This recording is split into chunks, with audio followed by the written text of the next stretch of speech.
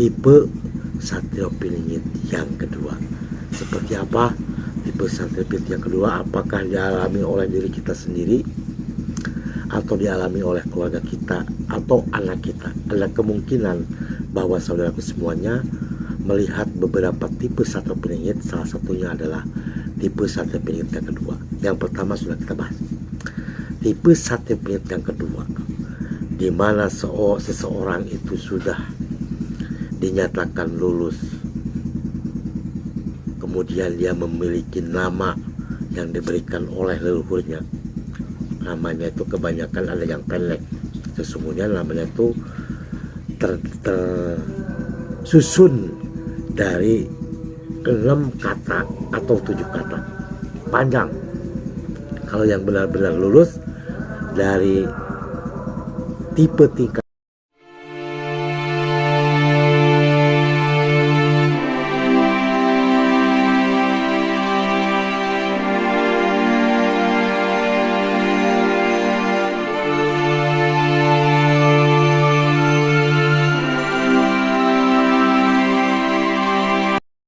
Bismillahirrahmanirrahim. Assalamualaikum warahmatullahi wabarakatuh. Pada pagi hari ini di bulan Mei 2023 kita tetap membahas satrio piningit, lanjutan yang kemarin dengan judulnya yaitu tipe satrio piningit yang kedua. Seperti apa tipe satrio piningit yang kedua? Apakah dialami oleh diri kita sendiri atau dialami oleh keluarga kita atau anak kita? Ada kemungkinan bahwa saudaraku semuanya melihat beberapa tipe satrio piningit. Salah satunya adalah tipe satrio piningit yang kedua. Yang pertama sudah kita bahas.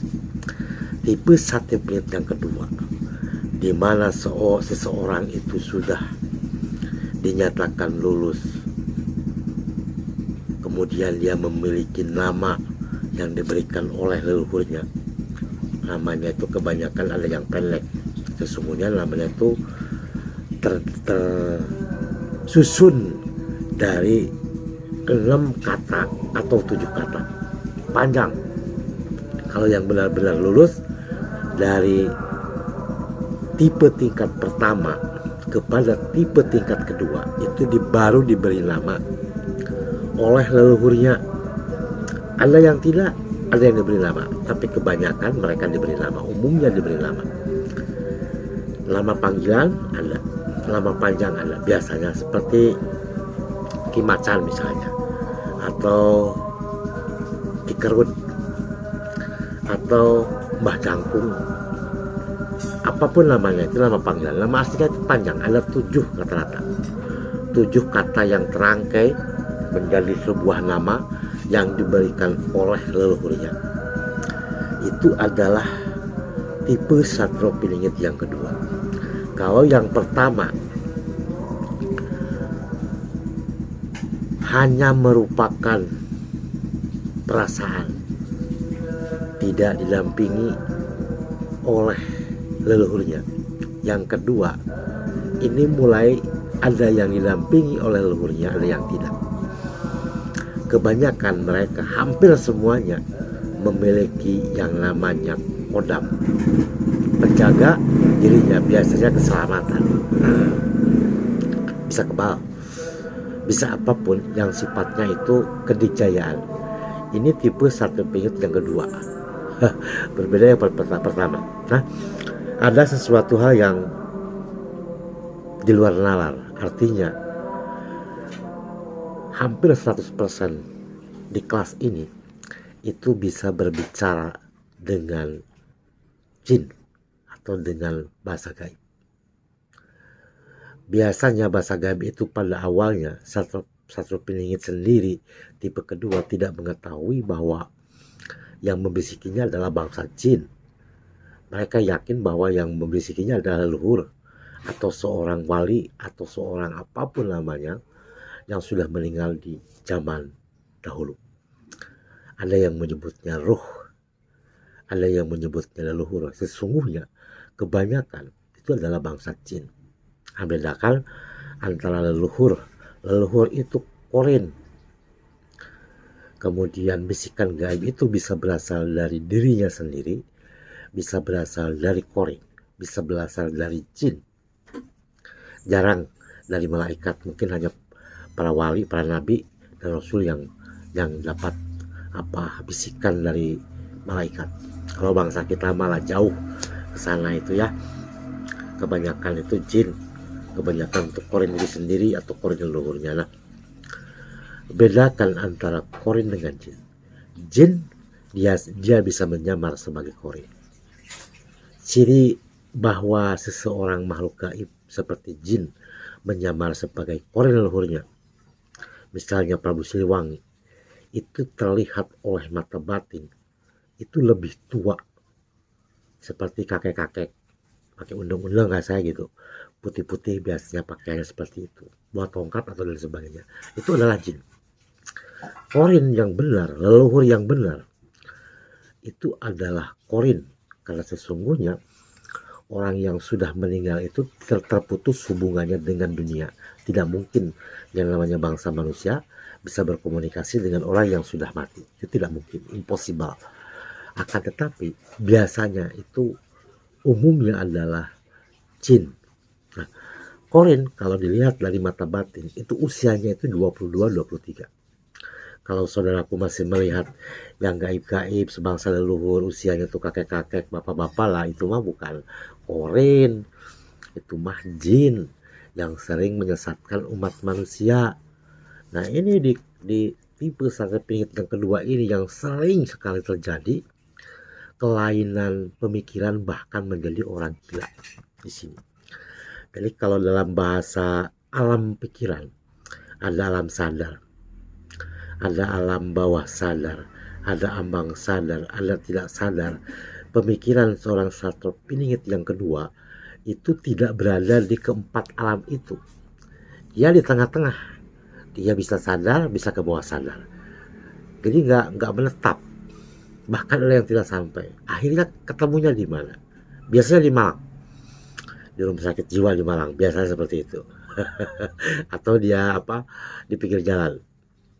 Atau dia menyendiri aja gitu, menyendiri tapi tidak di rumah, tidak di masjid, tidak di pesantren, dia menyendiri di hutan misalnya, di gua-gua, dan itu nggak pernah pulang, dia nggak mau pulang. Itu yang sangat berbahaya bagi orang tua yang tidak tahu sifat-sifat daripada anaknya itu sendiri.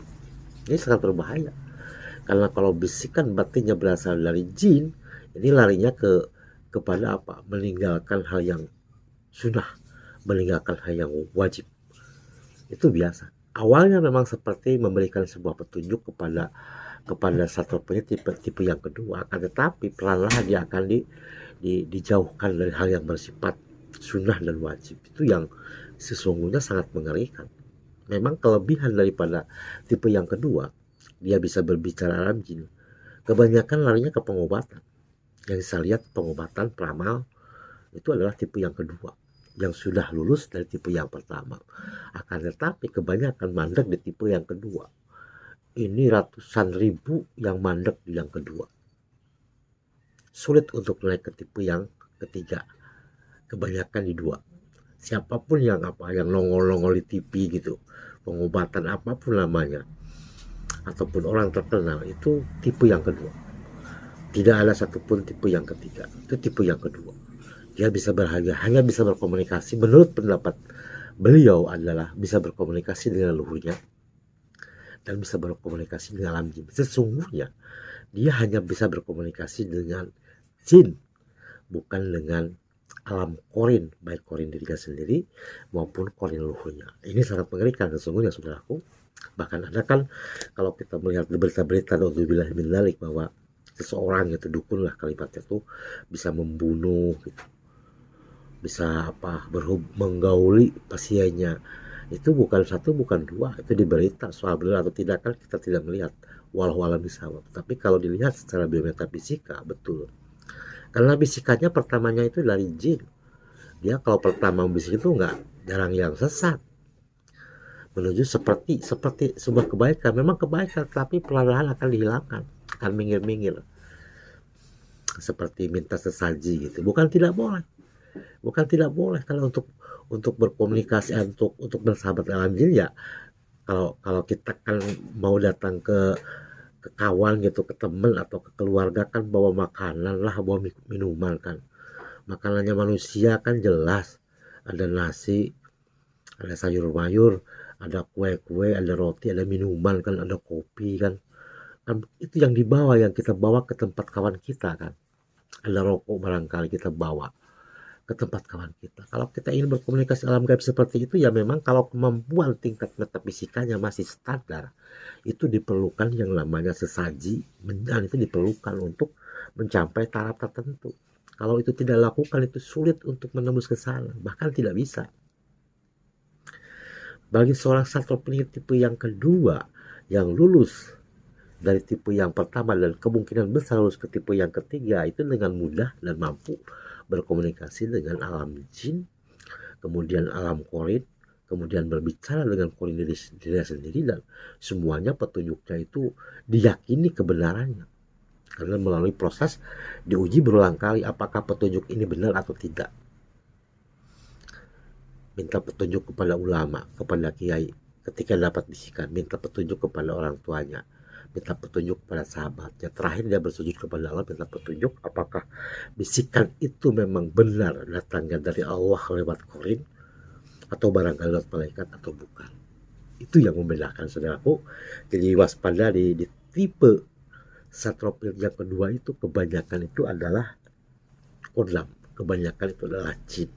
Memang bisa mengobati, memang ada yang sembuh loh, ada yang sembuh tanpa apa-apa, cuma dilihat ada yang bisa sembuh, ada yang harus jampi-jampi, ada yang harus dipegang, diurut misalnya, ada. Tapi ada yang tidak sama sekali, hanya dilihat saja dia bisa sembuh. Walau alam bisawab seperti apa. Kalau buat pendapat saya itu sudah kelasnya teleportasi total, artinya memindahkan barang dari suatu tempat ke tempat yang lain. Seperti Nabi Sulaiman alaihissalam itu di dalam riwayatnya gitu, dalam firman Allah itu memindahkan istananya atau Balkis itu melalui jin Ifrit. Nah, jadi jin itu sendirilah sesungguhnya yang bisa berteleportasi total. Kalau manusia jasadi seperti saya nggak mungkin, tapi korin bisa. Semua manusia korin di dunia itu bisa berteleportasi total. Jadi di YouTube sebelumnya saya sampaikan bahwa Allah menciptakan korin untuk menemani setiap bayi yang lahir, menemani manusia. Itu pasti. Mau Islam kayak, mau Kristen kayak, mau animisme kayak, dia ditemani oleh yang namanya korin. Nah, dalam biometafisika, ketika manusia lahir, korin itu harus lebih baik atau akan baik kalau dia lahirnya bersamaan. Bisa lahir jam 9, lahir korin lahir jam 9. Karena sesungguhnya pada saat kalian ada dua kelahiran. Jangan salah. Pertama kita sendiri, misalnya nama saya ya, Maulana Rahman, itu jasad dengan ruh, dengan nyawa, dengan nur.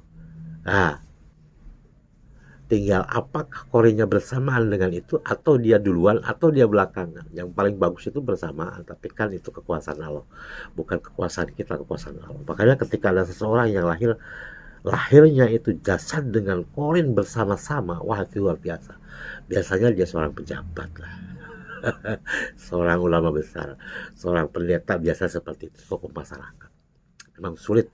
Rata-rata kebanyakan yang keluar duluan itu jasad baru korin. Harusnya bersamaan. Jadi ketika melahirkan itu kan, kadang-kadang kita ulang tahun itu kan merayakan ulang tahun, yang dirayakan kan diri kita, tanggal kelahiran. Sesungguhnya bukan tanggal kelahiran yang benar, atau hari kelahiran, bukan tanggalnya, hari. Kalau Rabu Pahing misalnya pada bulan Desember, ya carilah Rabu Pahing yang di bulan Desember, bukan tanggalnya. Makanya kebanyakan itu orang menyebutnya bahwa itulah bukan ajaran dari Islam. Memang betul. Akan tetapi kita menghormati, menghargai yang namanya diri kita, korin, dan ibu kandung kita, ya kita sesungguhnya. Yang berjuang itu pada saat kita lahir kan bukan kita, ibu kita kan. Yang sering lupa kan, yang kebalik kan ibunya mengucapkan selamat, nak kamu apa, selamat ulang tahun gitu. Itu ibunya sendiri, harusnya anaknya mengucapkan terima kasih kepada ibunya, karena jasa ibunya lah dia yang namanya kita itu lahir. Walaupun ya ada kesalahan di masa lalu kan, namanya juga umum kan, yang namanya ulang tahun kan ada yang bilang nggak diajarkan dalam agama Islam, ada yang bilang itu apa, baik karena itu bersodako kan sebagai kalau ulang tahun kan dikasih makan kan dikasih oleh-oleh kan termasuk dalam kategori sodako barangkali ya. Nah cuman kan mindsetnya harus dirubah ketika kita lahir. Yang pertama kali yang harus diselamati itu bukan kita sesungguhnya, ibu kandungnya kalau masih ada, ayah kandungnya.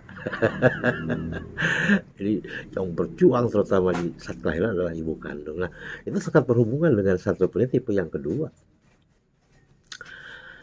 Bahayanya ketika seorang satropenia tipe yang kedua tidak lulus ke tipe yang ketiga, kebanyakan itu adalah menjadi seorang apa? Seorang dukun biasanya. Ini yang paling mengerikan ini. Yang dukun yang apa yang begitulah gitu kan. Kalau yang lulus biasanya sih paranormal gitu.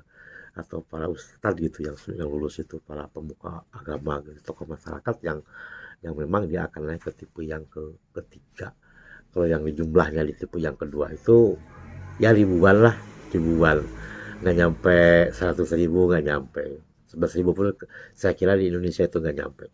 Saya lihat itu ya kurang lebih 9.000-an lah, 9.000 yang lulus, yang masuk ke kelas ke tipe yang kedua. Memang biasanya itu kalau dia seorang santri itu sangat taat beribadah, dia selalu berzikir kepada Allah, selalu membaca ayat-ayat Al-Quran, selalu sholat sunnah, selalu berpuasa, biasa seperti itu. Nah ada juga yang tipenya berbeda dengan seorang santri, ada memang. Jadi itu sama-sama sesungguhnya ilmunya, kemampuannya itu sama gitu, sekalipun dia orang jadul lah gitu, misalnya preman gitu kan, sama kemampuannya, kemampuan benar-benar sama karena semuanya itu dari jin, bukan dari korin, apalagi dari Allah lewat malaikat, bukan, itu semua dari jin. Kebanyakan seperti itu. Nah kelemahannya itu kan karena beliau-beliau ini tidak pernah mengecek apakah yang membisiki dirinya itu adalah bangsa korin, bangsa jin atau bangsa malaikat, kan tidak pernah mengecek begitu. Saya tanya ke teman-teman tuh gak pernah. Ketika dicoba di rumah, coba tanya yang membisikin kamu itu siapa, jin apa bukan, jawabannya dia akan tanyakan jin. Jin dan kawai ya dia kan loh, gimana Kang, jangan dihilangin kan, yang begitu jangan dihilangin. Jadikanlah sahabat, karena sesungguhnya sahabat itu adalah merupakan sifat mutualisme antara manusia dengan jin. Jangan bermusuhan dengan jin, sekalipun kita disarankan untuk tidak berteman dengan jin gitu. Tapi karena luhurnya Nusantara semuanya akan bersahabat dengan jin, baik itu di Majapahit, yang di Sunda Galuh, di Pajang, semuanya kali Tortor kan bersahabat dengan jin. Tidak bermusuhan ya. Nah saudaraku, mudah-mudahan bermanfaat buat terutama ibu-ibu ini. Ibu itu kebanyakan tuh anaknya itu hilang kan ya, hilang berapa hari, 2 hari, seminggu kan ya.